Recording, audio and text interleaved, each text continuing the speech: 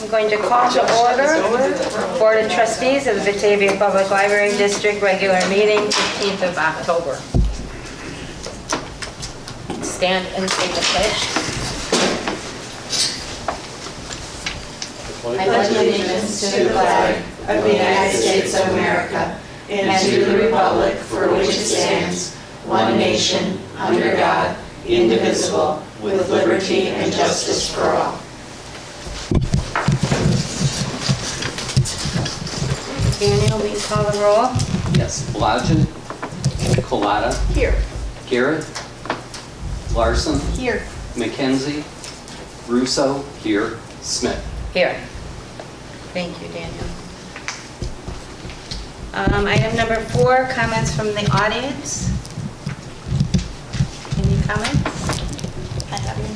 No. Item number 5, approve the consent agenda. Tonight on the consent agenda are the minutes from the September 17th trustees meeting, the cash disbursement detail report from September, and then from the committees, an ordinance levying an additional tax of 0.02% for buildings and equipment for library purposes and maintenance, repairs, and alterations of library buildings and equipment in the Batavia Public Library District in the counties of Kane and DuPage, Illinois, for the fiscal year 2019-2020, and that came from the Finance Committee.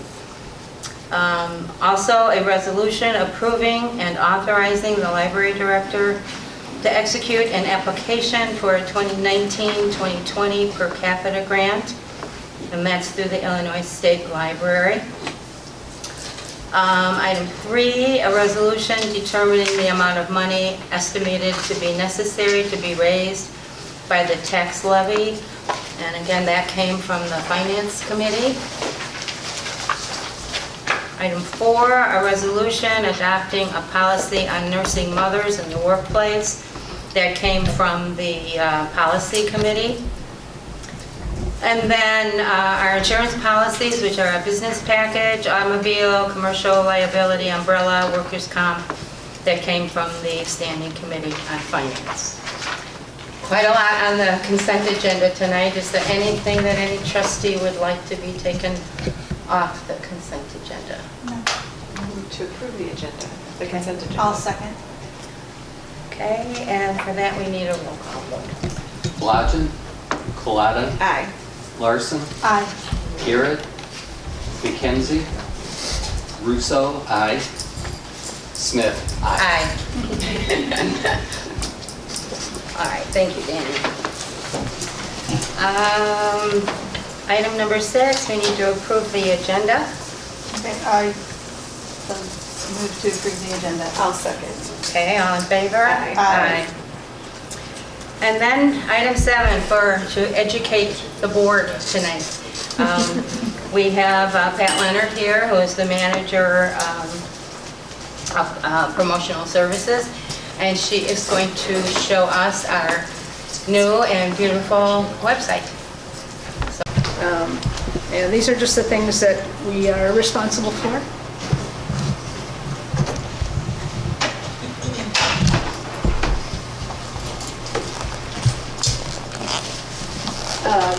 We work closely with all the other departments, so they tell us what they need in the way of promotional materials, and kind of give us what our jobs are, and or we think of things that we'd like to promote and ask them what they think about it.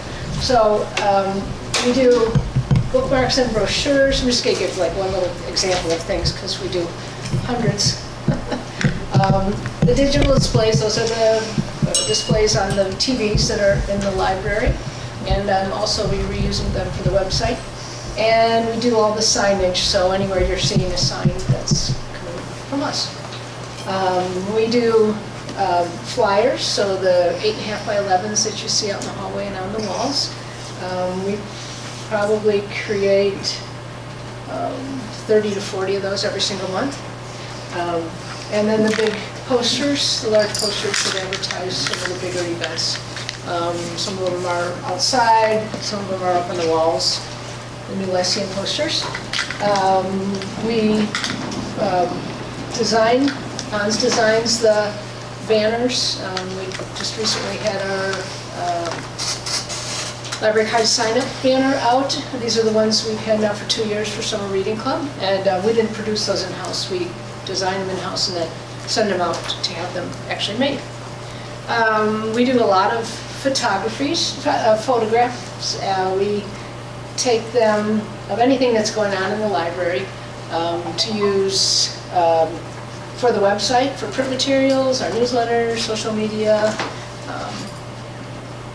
And we try to catch the organized activities and then what's just happening around the library every day.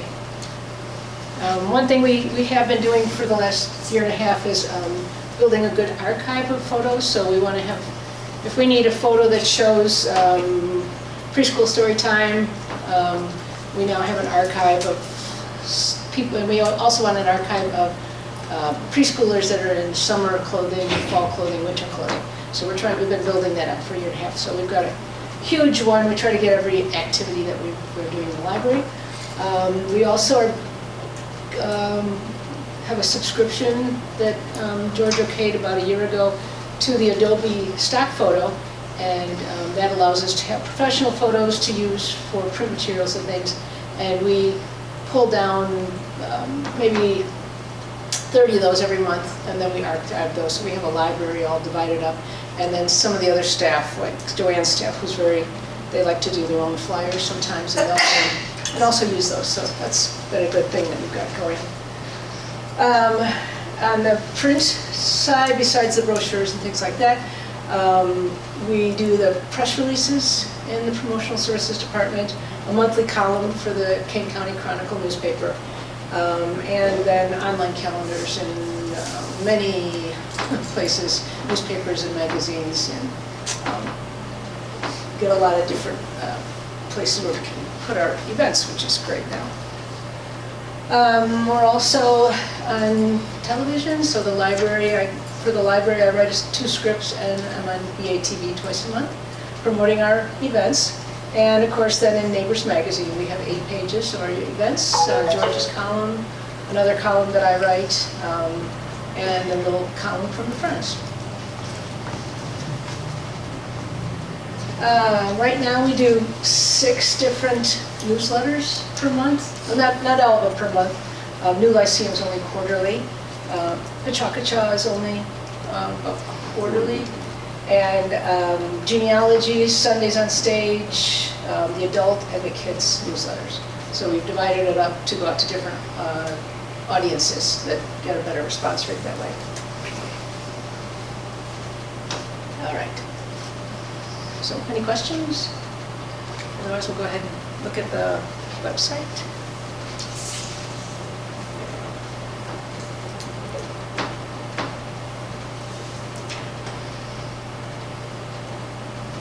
Okay, so we rolled this newer website out. It's on WordPress, and we rolled it out, I think, in June.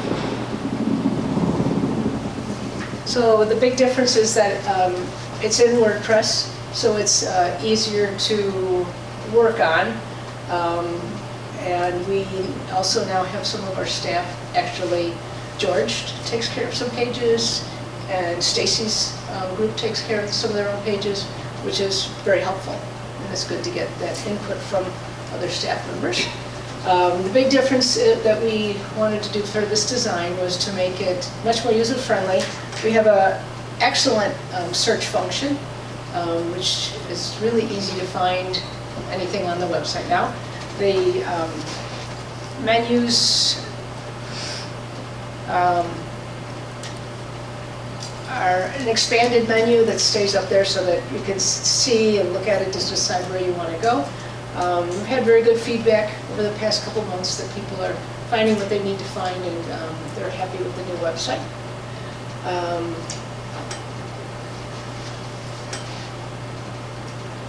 Some of the things we called out, we broke things down by the events, and we've got it divided off by age groups, adults, teens, kids, and then also even breaking it down by book events and other things we've got going.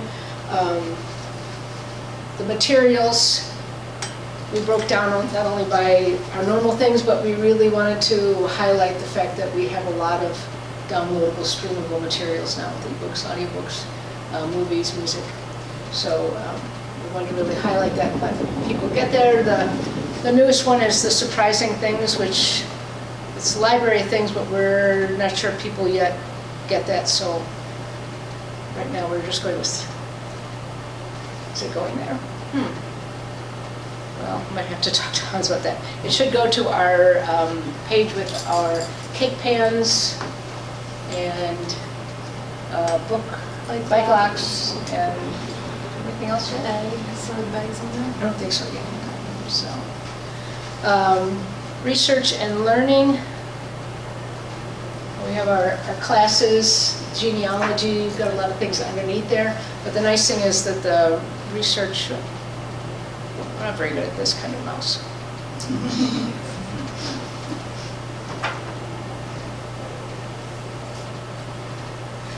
There we go. Okay, so it's more compact and it's a little bit light on this screen. I have a hard time with this. Should have brought a mouse too. They can get to any of the topics that they want, and or you look at a database by alphabetical order. The other important thing about this, most important thing about this besides the search thing, was that it's mobile friendly. So when you look at it on a tablet or on your phone, it works and looks pretty much the same. So that was really important to us, although we have the new app for the phone, but it's important that this looks the same. People can use it easily. The other thing Hans wanted me to point out that maybe you were noticing are the graphics that go behind the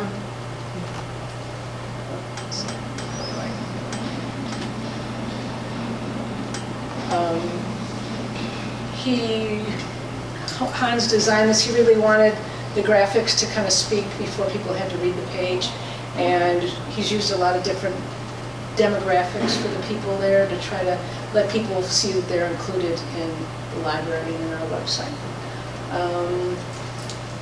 The other website that Hans has been working on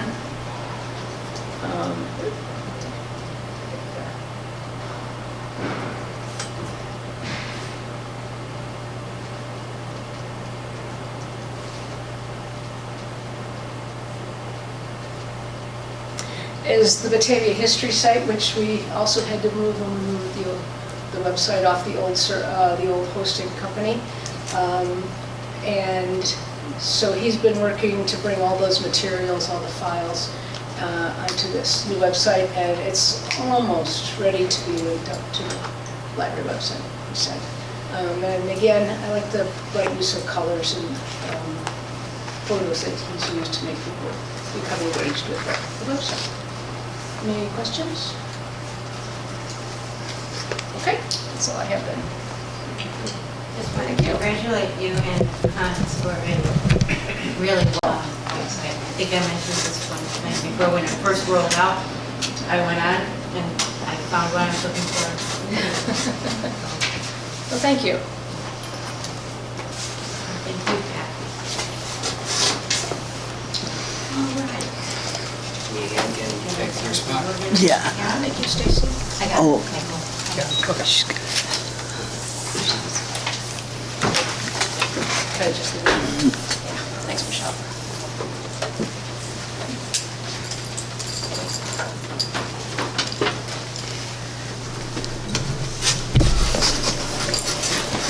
Oops. Okay, let's lift him up.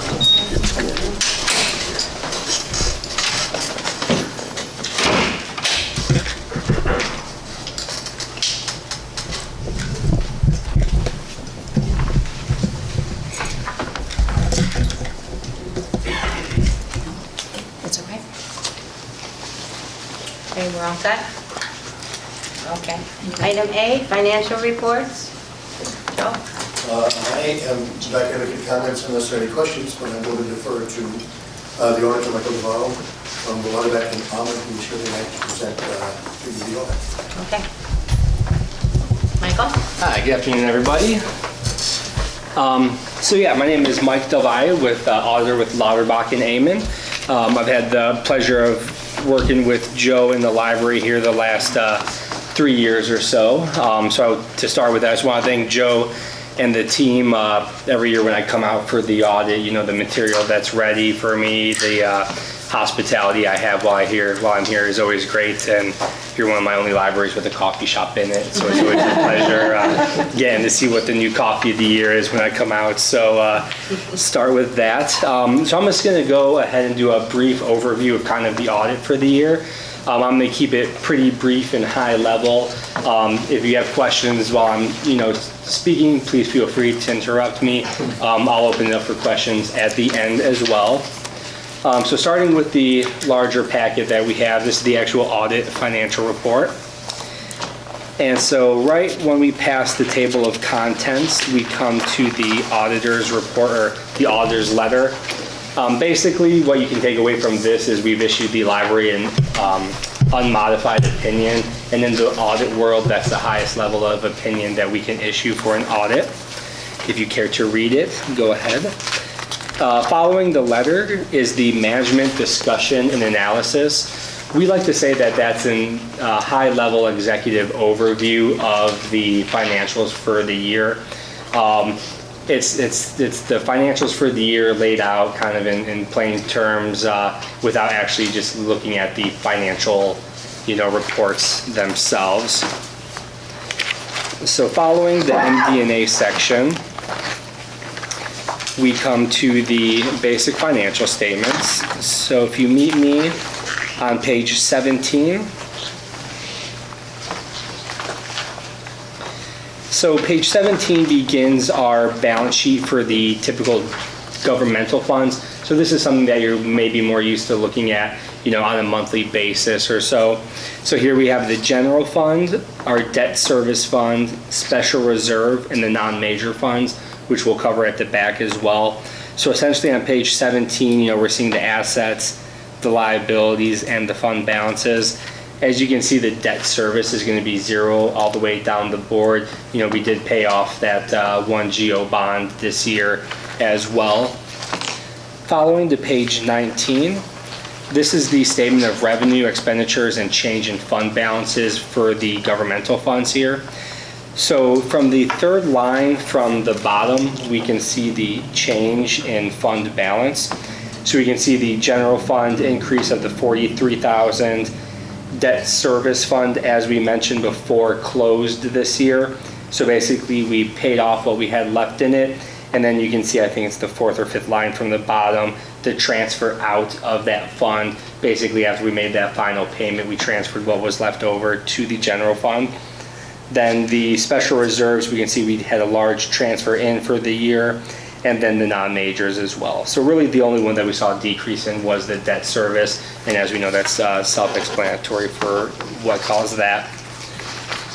Following the financial statements brings us to the notes to the financial statements, and without getting too much into it, the notes to the financial statements essentially cover items in the audit that are not required to be in the financial statements themselves. So to not jump too much into it, the accounting standards for government entities doesn't require certain items such as debt, capital assets, things of that nature in the financials themselves. So those would be listed in the notes to the financial statements. And so if we come to page 29, so I want to bring us to the capital assets really quick here. We had our nice new automation system for the year put in. So that was still just getting wrapped up at the end of the fiscal year. So you'll see at the top there, our construction in process, that 150. Just in case anyone's questioning what that 150 is from, basically we paid all this money for the new automation system to be put in, but as of the fiscal year end, it wasn't quite completed yet. So in the fiscal 20 audit, we'll see that come down to an actual addition for the year. The following page, on page 30, This is always a beautiful sight at the bottom of the page when we have the ending balance for our debt show zero. So usually I don't cover this with clients, but because we paid it off in the year, I feel like I don't get to do that very frequently. Maybe I'll have that in my life one day.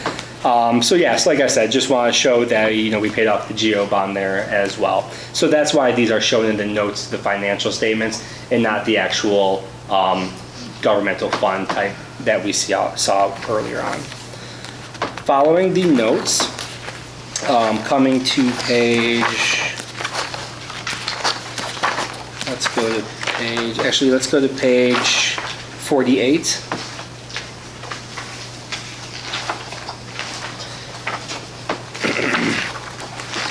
So on page 48, we have the general fund. Basically, this is comparing our budget to the actuals here.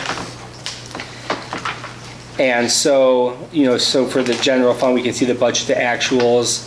And then on page 49, we can see the same thing for the debt service fund. And the reason I'm bringing us here really quick is the other packet that you have with you, the management letter comments. The only management letter comment that the library got for the year was the funds over budget, which was the debt service fund. And that was basically because, like I said, we paid off this debt within the year.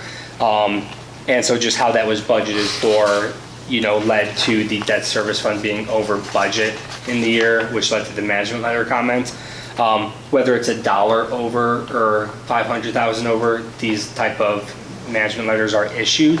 And especially because we had it paid off in the year, whatever led to this letter being issued is obviously not going to be something that's repeated or something to worry about addressing in the future. So that's kind of why I wanted to segue the two together there.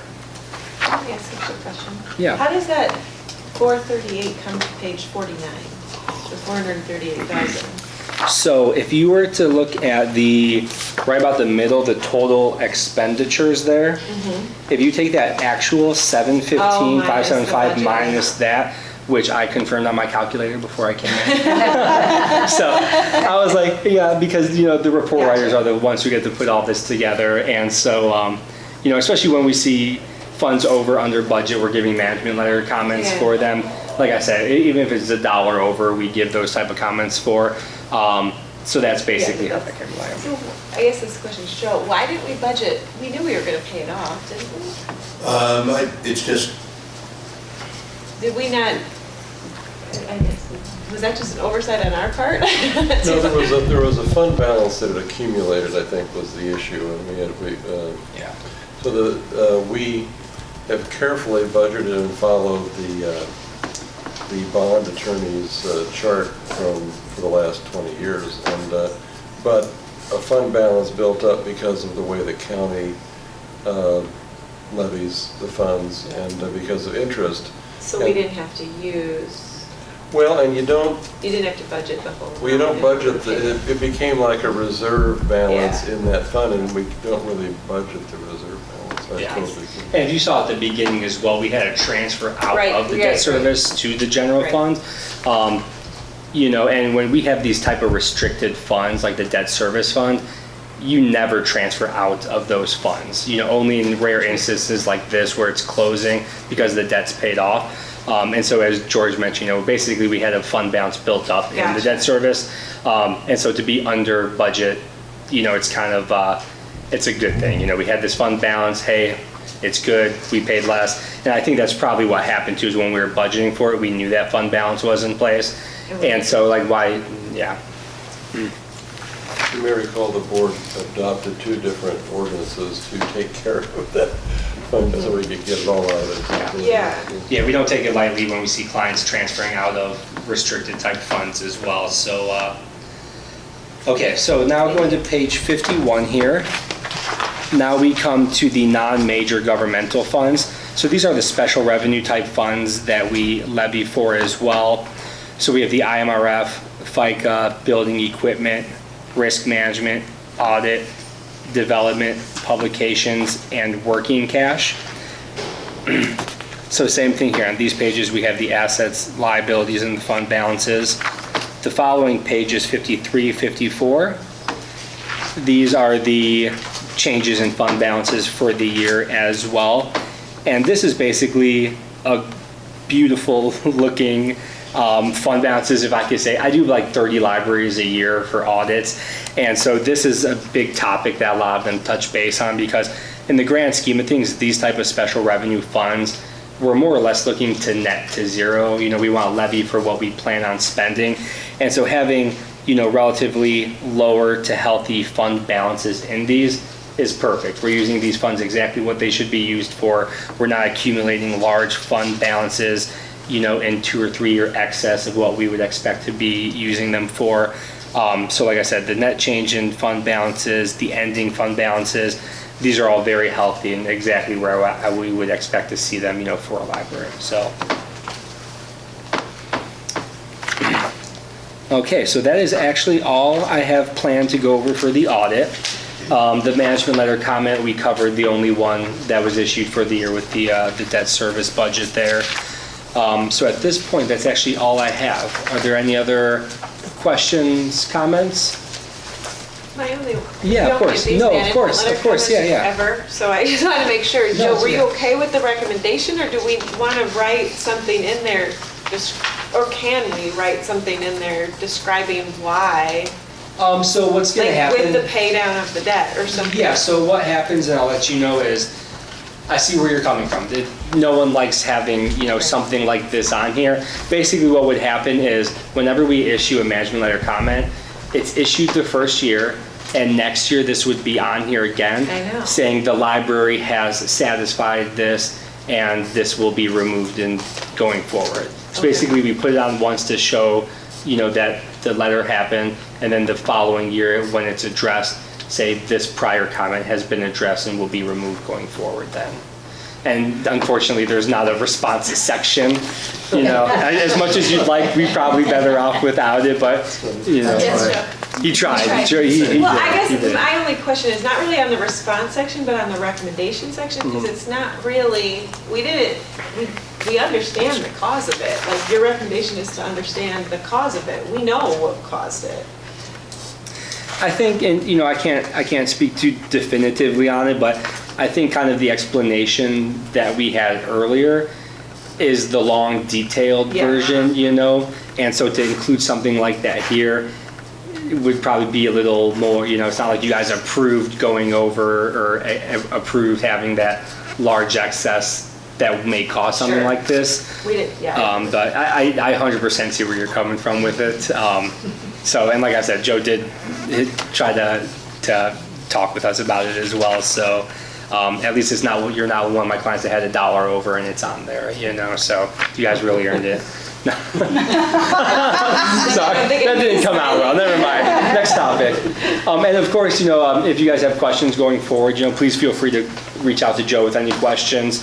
As I said, I do quite a bit of libraries in the year. You know, the firm's, you know, completely governmental focused as well. So any questions going forward, please feel free to reach out. Joe's got great head on his shoulders though, so I usually don't have too much to go over with him on the audits and everything. So, sound good? Thank you. Okay, thank you guys so much. Thank you, Mike. All right, congrats on the new website. Yeah, that's fun. We just had ours done too, so it's nice. All right, happy Halloween, everybody. Take care. Happy Halloween. Take care, guys. All right, item number 9, President's Report. I have no report. Item number 10, good news or comments from the board? Anybody with good news or comments? I'd just like to make one comment. During Speak Up, people encouraged the library to apply for grants.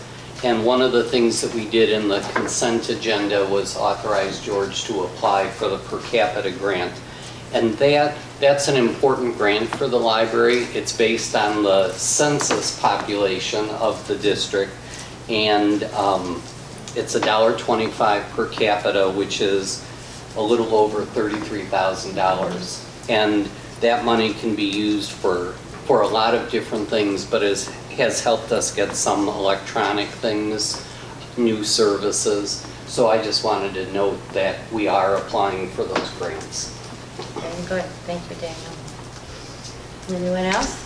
Kate? I noticed, I believe in the youth services report, there was a note about the new whiteboard downstairs. It looks fabulous. That whole room is very fabulous right now. I got to enjoy it with my kids the other day. We did a craft, and Tris had to go look all over the library for that scavenger hunt. So that really, he's found some things he's never seen before. So just thank you to all the staff down there working really hard. Thank you. Thank you. Anybody else? All right, correspondence and communications. We should all have gotten the correspondence regarding the annexation of some property into the library They're district. just going to keep on coming. Little pieces at a time. The current department head for the city is aggressive about infilling. So, That's good.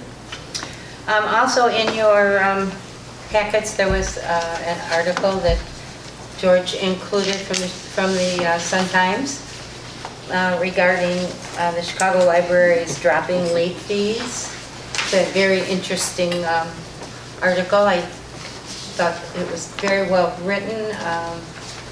They're approving of the dropping of late fees with the caveat that, 2 years from now, they would like to see that if dropping them really and truly did result in what they are trying to accomplish, and that is getting more books out to more people.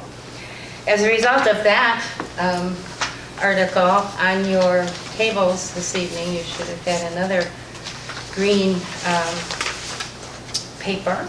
That at the bottom of that is a letter to the editor, and I will let George talk about that. I think it's self-explanatory. It is.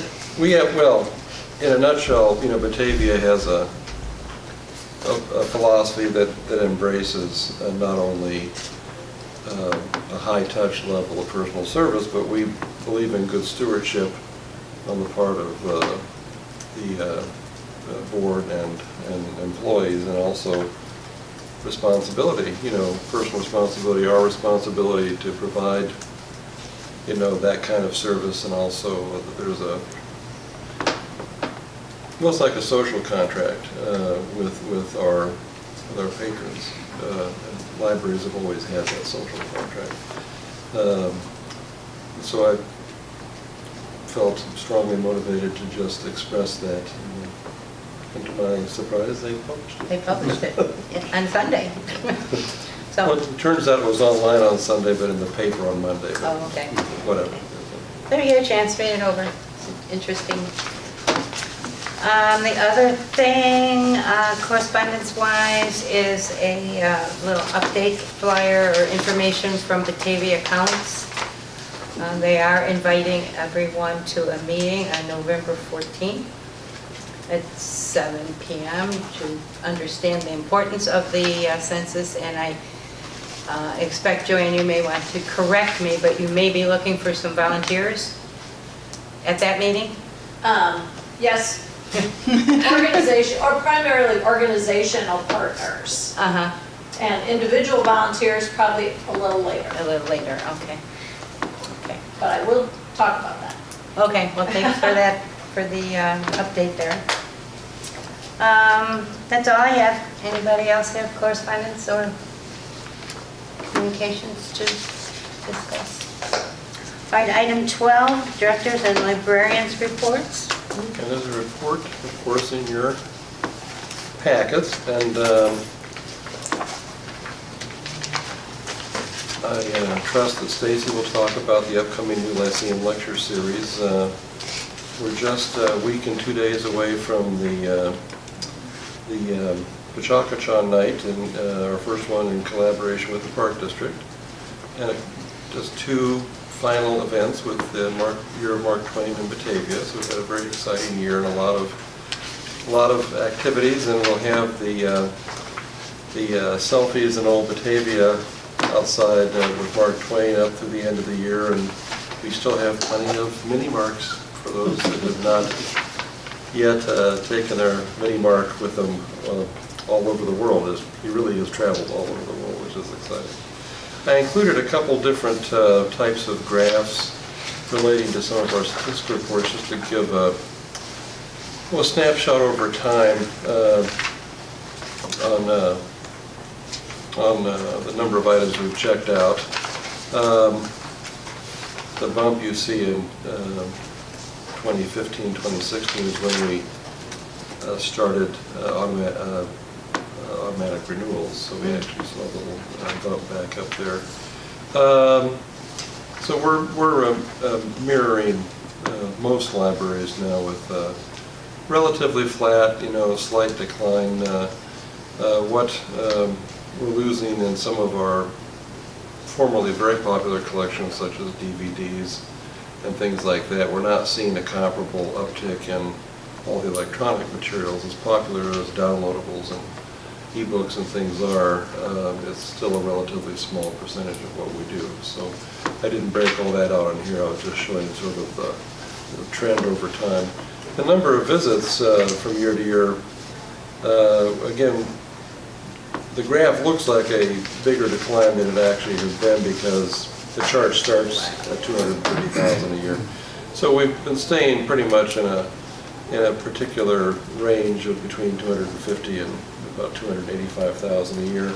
And you can see on the monthly chart, where I've shown all those years, the pattern is pretty consistent. We started off this fiscal year actually higher than the last 2 fiscal years in the month of July. So it's just sort of interesting, I think, to see some of these trends, and we're going to be attempting to do more of that.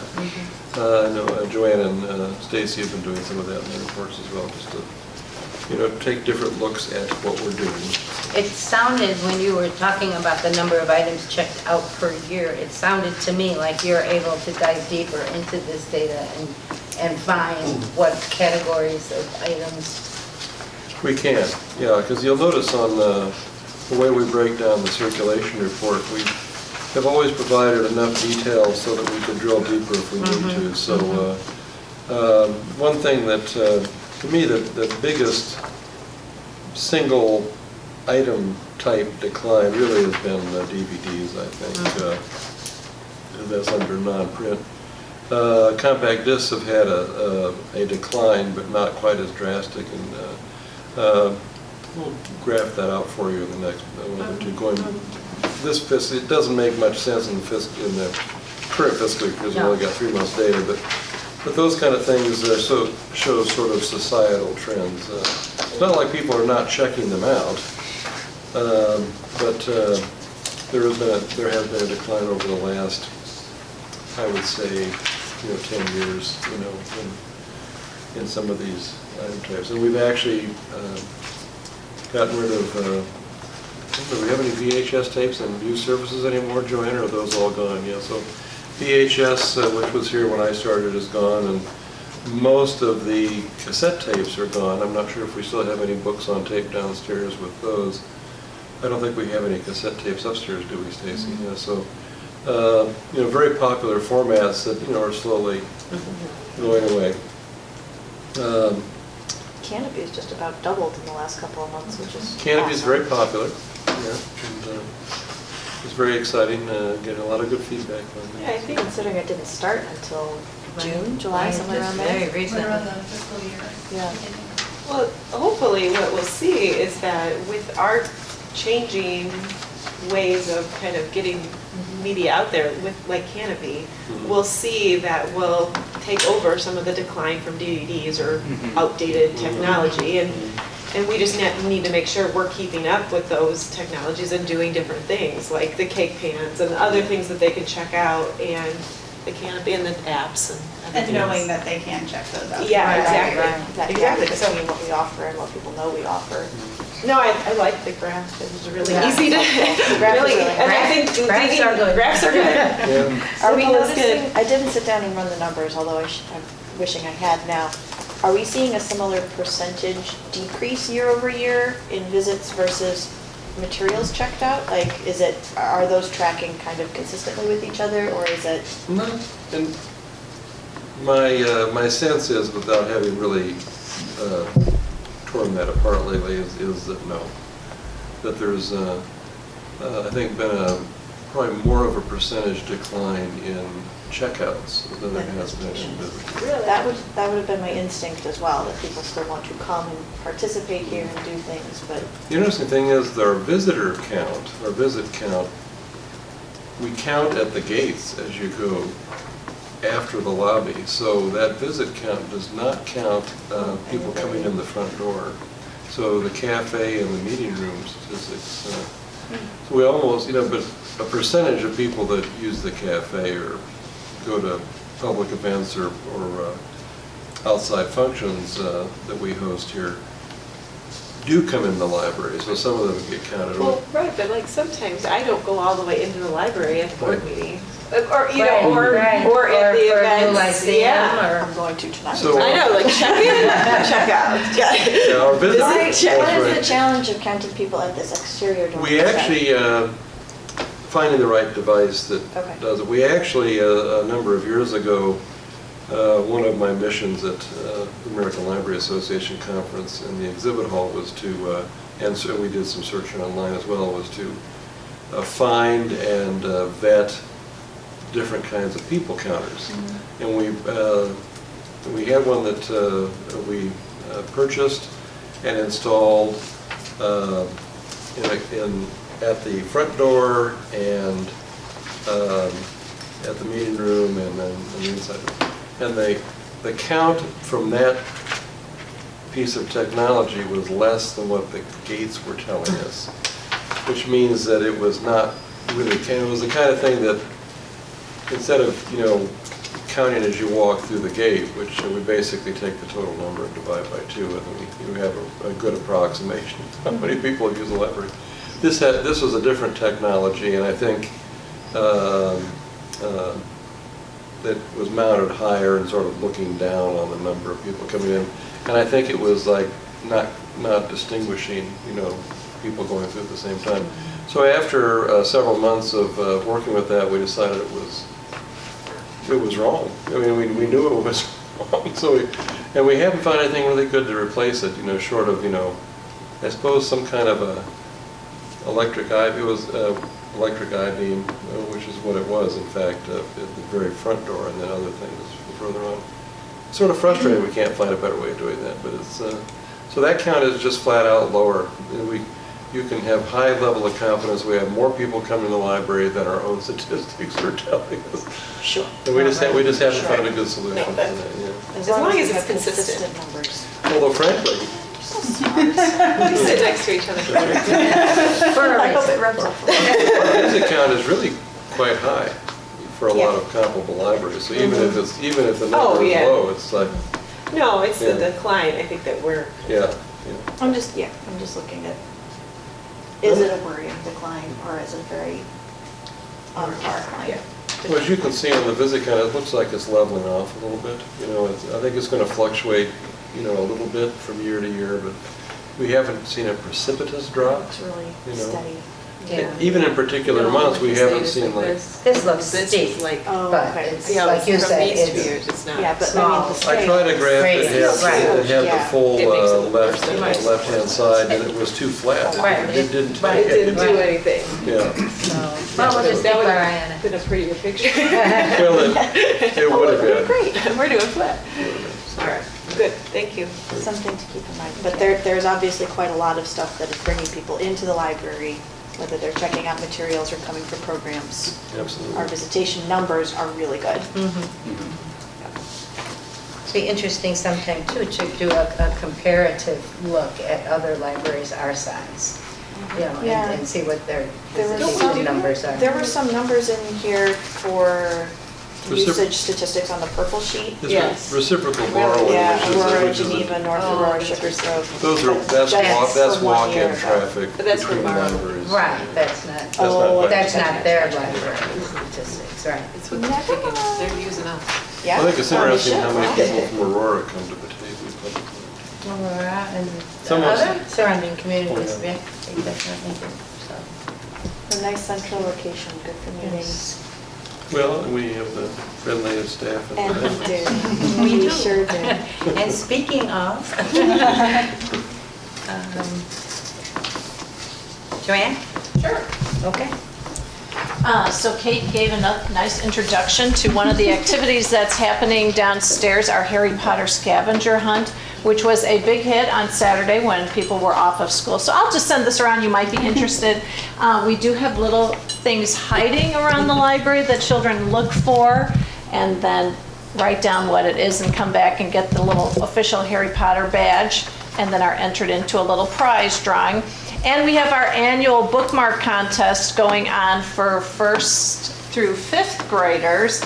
And this year, the theme is Reading is a Treat. And so that always brings in a lot of very interesting creativity from children. And we print the winning bookmarks and make them available down the Youth Services Department for people to pick up, because children always need to have a bookmark for their books, and they love to pick those up.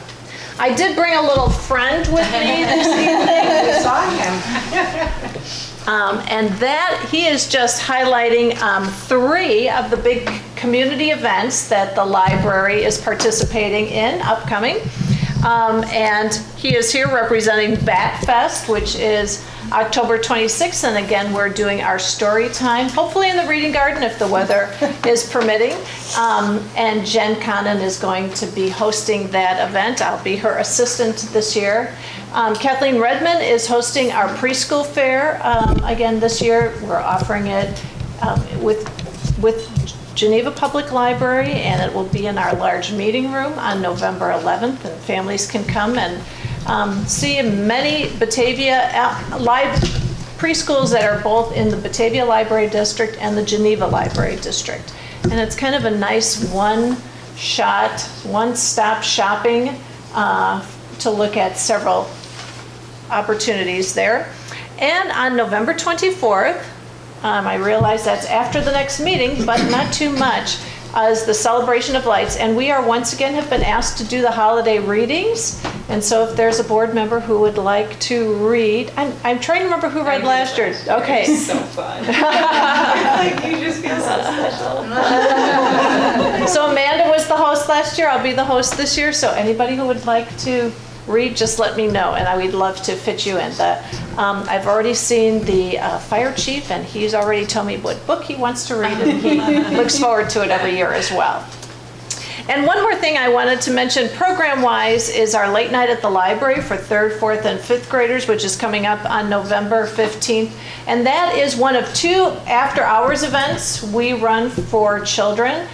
This one is for, as I said, 3rd, 4th, and 5th graders. It's a 3-hour on a Friday night after the library's closed, and we have a lot of fun. This year our theme is animals, and so we have a special guest coming and activities and a craft, and it ends up being a very nice time, a lot of fun. We'll start registration for that November 1st.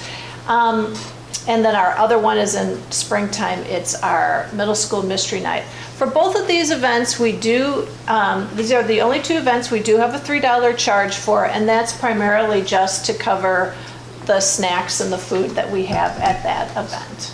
And parents do have to sign a permission slip so that they know their children are going to be here at the library after this closed. So, but the last thing I wanted to mention, Daniel mentioned, and Joanne both, about Batavia Counts and the importance about a count, and per capita grant is one of the main things. And I copied an article out from ALA recently about the importance of libraries as being partners in complete counts committees. And certainly we, George, approached the city, initiated our Batavia Counts Committee.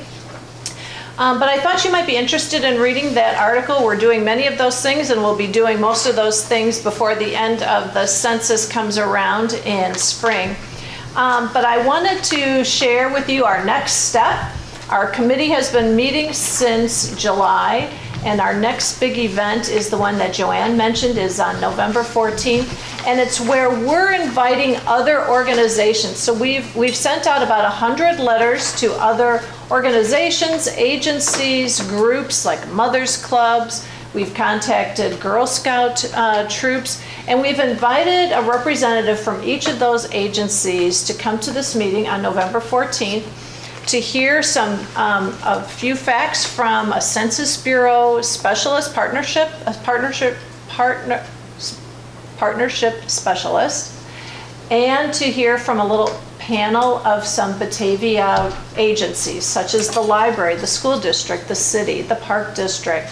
The women's club is going to speak, and about what the importance is to our agencies and services that are provided in the community to have a complete counts in Batavia.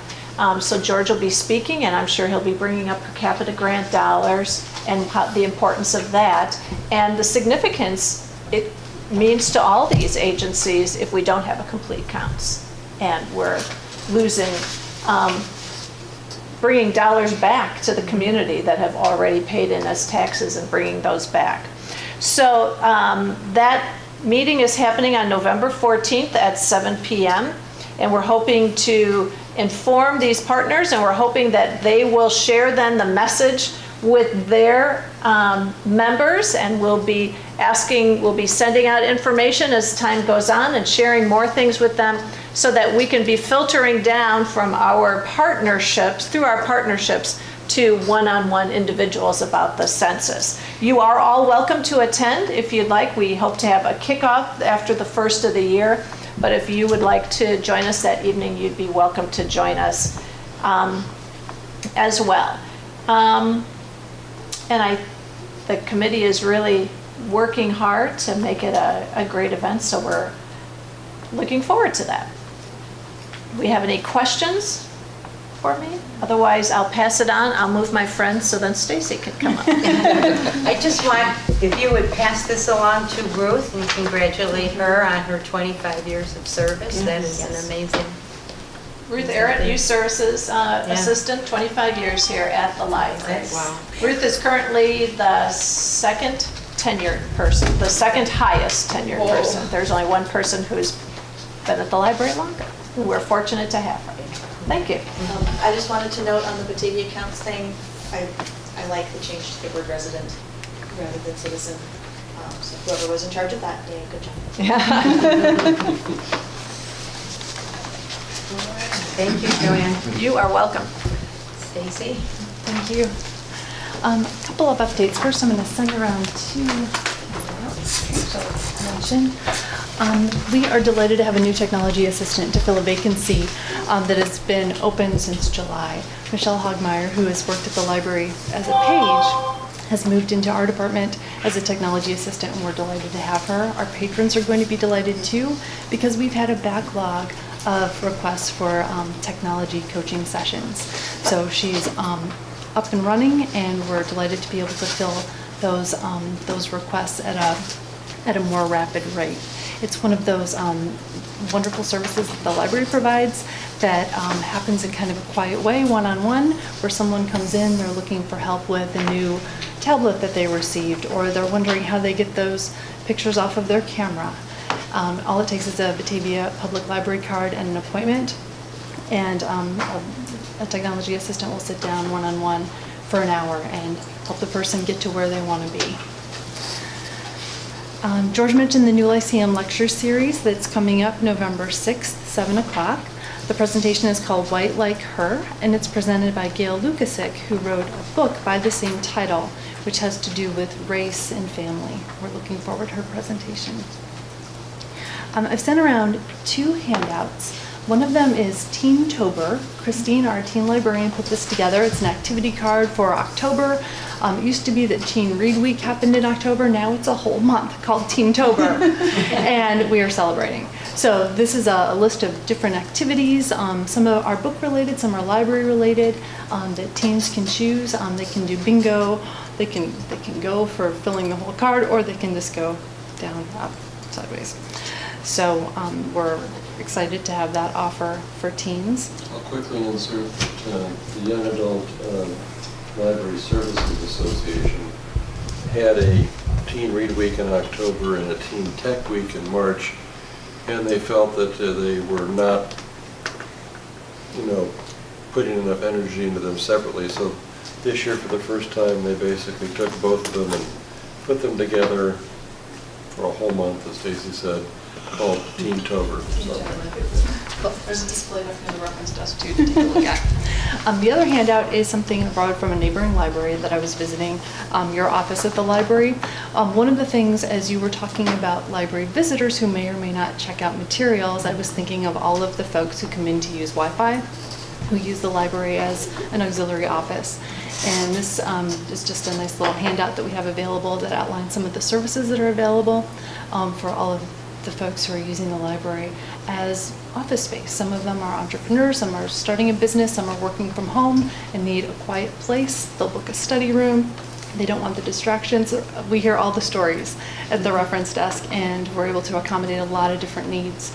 And we want to make sure that everyone knows all of the different things that the library can provide for them. I've actually, Very nice.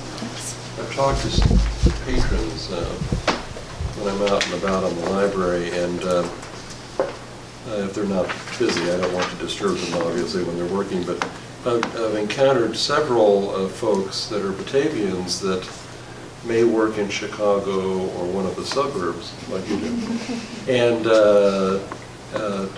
take one day a week where they stay in town, and so I'm encountering folks in the library that their day at home, because it might be too much distraction at home, they come to the library and they actually work in the library. So this is very timely. And some people, I think their whole office is the library every day of the week. It's a mix of different things, and it's exciting to see that the library can provide those services to so many people. I love outlining it specifically as a grouping of services that all make sense together. It's all these things that we do, and we just Right. pull them together. Just the packaging looks really tight. That's Yeah. nice. The notary service. A lot of these folks use the Oh, yeah. notary service. Oh, yeah. Yeah, but, sorry. We're printing in small bunches. Yeah. Thanks. Thank you. Thank you, Stacy.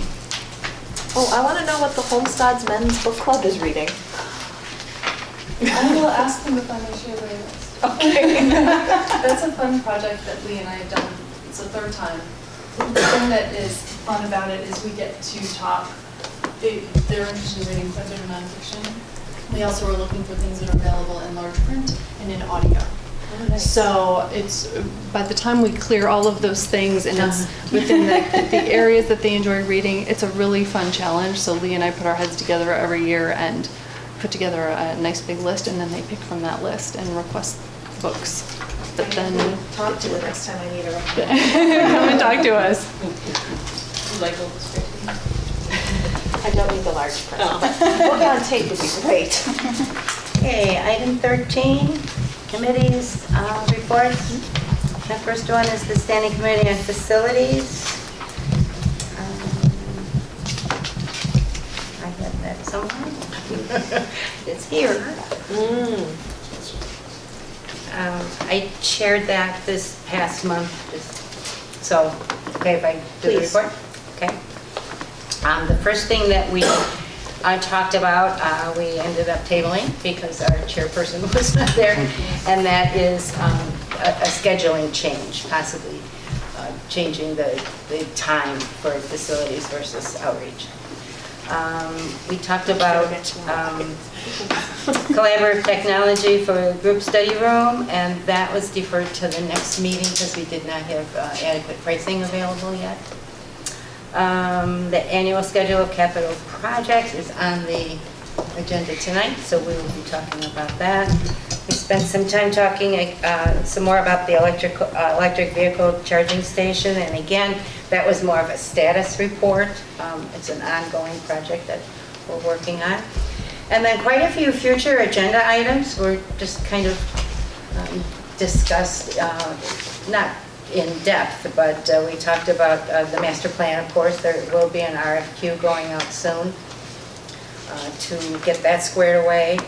We spent some time talking about the Technology Advisory Committee, thinking that that would be a good thing to bring into practice, but again, deferred taking action on it until later. Talked about innovation spaces, maker spaces, green initiatives, the bike share system. That is actually that The county- application was submitted to the county. County's So got an we'll RFP out, so. Okay. A built-in step stool and prepper storage for painting and other work. So these are things that'll be coming down the pike for us. Also talked about transferring some items that have been on our agenda from the Facilities Committee to the Outreach Committee, kind of thinking that they really fit more with the definition of the Outreach Committee. And so those are some signage issues, a telephone for public use, and dealing with the library of things. So it was a lively meeting, lots of things discussed, and we'll be talking about the capital asset study as we move along.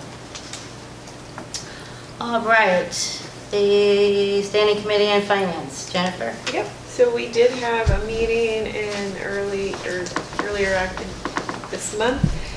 Most of the items that we talked about were on the consent agenda, relating to either the per capita grant that we've already talked about, or those additional levies and ordinances that we need to formalize.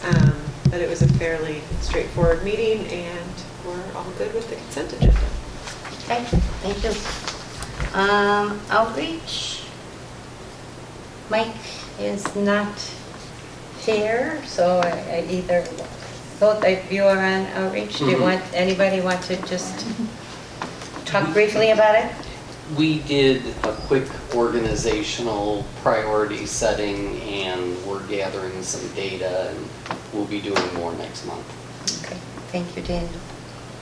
And the Standing Committee on Policy, anybody notice a change there?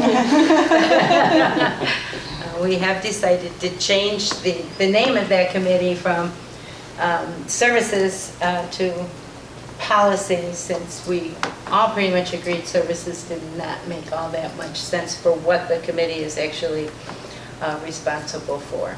And we actually talked about that during our policy committee meeting. We had definitions for the 4 committees, and the one that really needed some attention was services. So that is just a report, unless there is anybody who has any comments on that name change. We'll move forward with it. Okay. All right, so that was our first discussion item. The second was, the first one was the policy on nursing mothers in the workplace, which was on the consent agenda, so that one is taken care of. And then the last thing we spent some time talking about were the library director's goals for 2019 and 2020. And we had kind of a lively little discussion going, and kind of came, to the conclusion that we just want to make sure that the goals that are defined are measurable and that they are timely.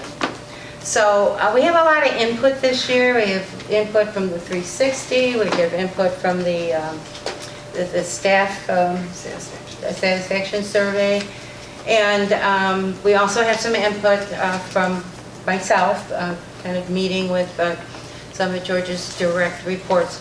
So given that influx of input, I asked the other 2 committee members to come to the next meeting with 3 suggestions, 3 goals that we can suggest to George, and I asked George to do the same. So hopefully we'll find a nice marriage there of measurable and timely goals. Okay. So that was our policy committee. And Elizabeth, the Library Foundation? For the Library Foundation, the Mark Twain fundraiser was last month. It was in the smaller black box theater at BFAC and was almost sold out. So very well attended, and 120. and made some money for the foundation, which is good. The other part of the foundation meeting is the foundation is looking to reinvigorate, get some new people on board. So if anyone from the board or in BATV land knows of someone who would be interested in volunteering or joining the board, to please let us know. Okay. Thank you, Elizabeth. And the Friends, Daniel?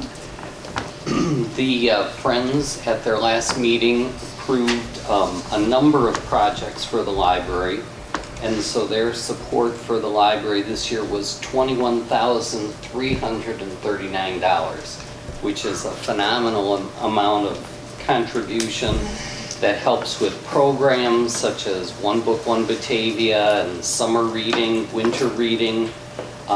Some of the projects go to library materials, and some goes to furniture, furnishings, equipment, and supplies. But it's a huge amount of contribution and support that benefits everybody, and all of their work is green. They just keep moving books on to other people. So it's really a tremendous contribution, and we thank them for what they've done. And when you think that all of those dollars are made in either $1 increment or 50-cent increments or quarter increments, it is an amazing. Don't forget your All Hallows Read coupons. That's right. That's right.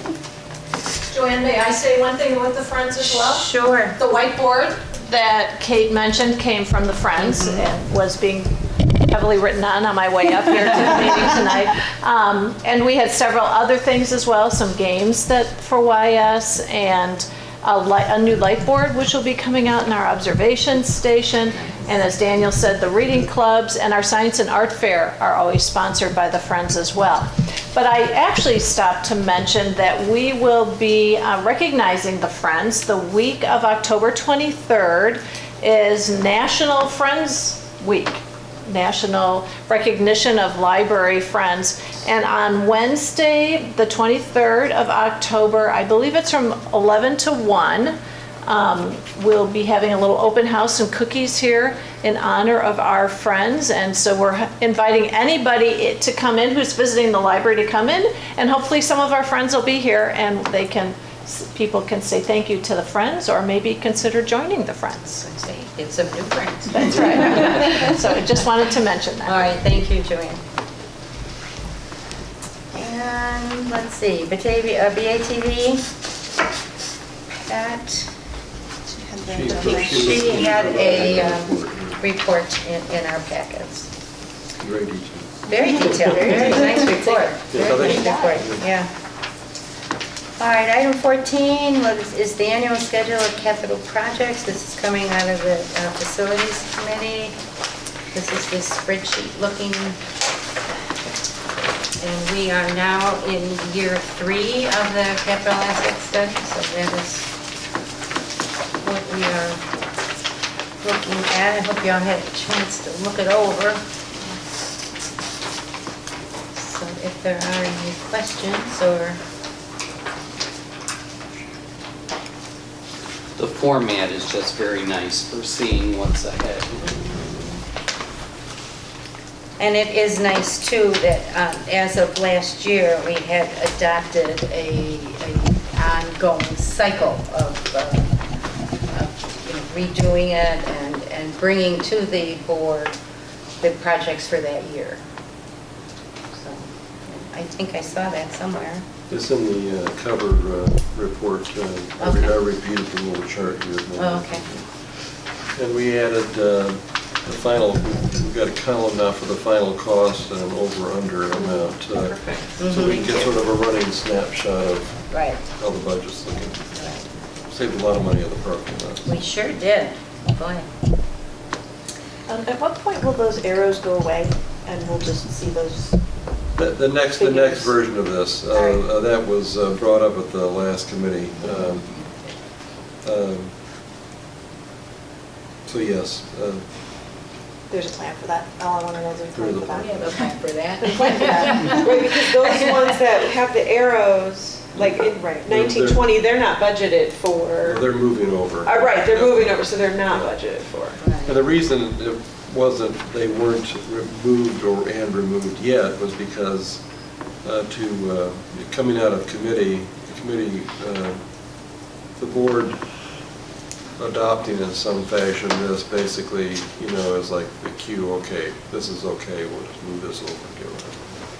And like the arrows coming out of year 5, they'll stay there. That's fine. Right. Yeah, that makes sense. But What about the temperature control system? Why do we have that in year one and we just keep deferring it? Do we, is that, Is that the at second page page? 2? Yeah. We talked about Well, that. it was a, we're Well, not, then, we don't need to talk about it extensively tonight Well, at all.